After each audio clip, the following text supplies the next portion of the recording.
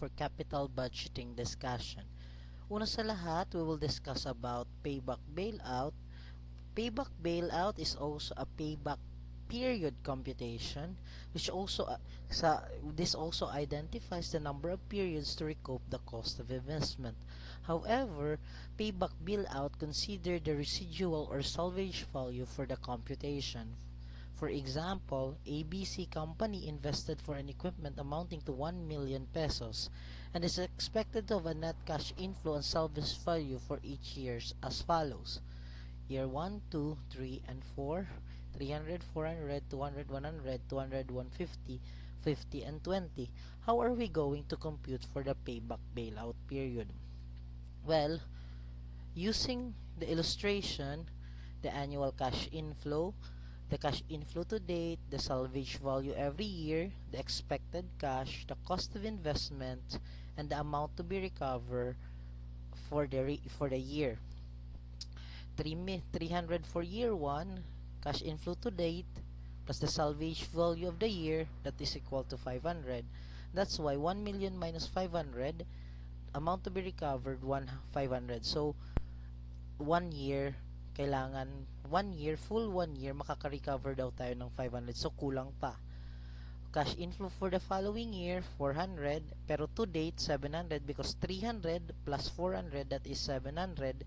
Plus the salvage value of the current year, naging 800 na lahat yung expected cash flow. 1 million minus 800 after 2 years, kaya 2 na. 200 pa ang dapat i-recover. And so on. 700 plus 200, 900, cash inflow expected, plus 50, 950 ang na-recover, ma-expect na i-recover from the 1 million. So, 3 years, 950 lang ang ma-recover, so kulang pa tayo ng 50. On the 4th year, 150 plus 900, nagsobra naman from the 1 million. Plus, i-include pa natin yung salvage value, magiging 1,070,000. So, ibig sabihin, magkano kaya from year 4 ang kailangan lang makuha na periods. So, that's why tinitle ko siyang unknown period. To compute for that, my solution will be x is equals to I minus y minus s over a, which x is equals to 1 million. Itong 1 million na to is the cost of investment minus 900,000, that is the cash inflow to date of the previous year, minus salvage value of 20,000 over 150, the unknown period is equal to 0.53.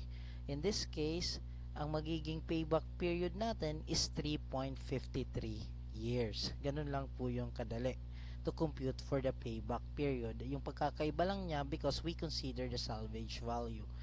Next is the accounting rate of return. This measures the probability of a proposed budget. It may be computed as simple accounting rate of return or average accounting rate of return. If the problem is silent, average accounting rate of return is used, and this measures the attractiveness of the project. In other words, the accounting rate of return or the accounting rate of return is based on the accounting income. Using the example here, we have 5 million cost of investment, salvage value of 500,000, 10 years useful life. We have sales of 7,500,000, operating expense of 3,500,000, and taxes of 30%. To compute for the income, ganun lang yung kadalasang pag-compute ng income. So to compute for the simple accounting rate of return, that's very simple. That is the accounting net income over the cost of investment. That's why our simple accounting rate of return is 49.7. The average accounting rate of return is the accounting net income over the average cost of investment, which is computed the cost of investment plus the salvage value divided by 2. So that's why the average value of the investment is 2,750,000. Therefore, the average accounting rate of return is 90.36. Ganun lang po kadali ang pag-compute ng accounting rate of return. Hopefully, naintindihan nyo po yung discussion na ko on payback, bailout, and accounting rate of return. Thank you and God bless po sa ating lahat.